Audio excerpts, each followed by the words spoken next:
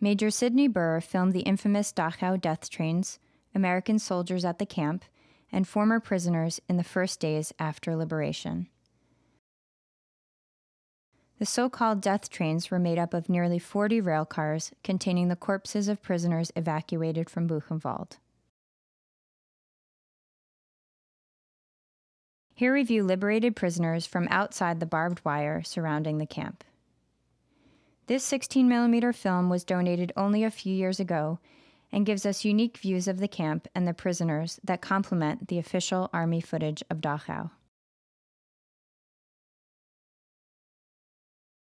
For example, in the background of this scene, we see a brass band, which does not appear in any other known footage of Dachau.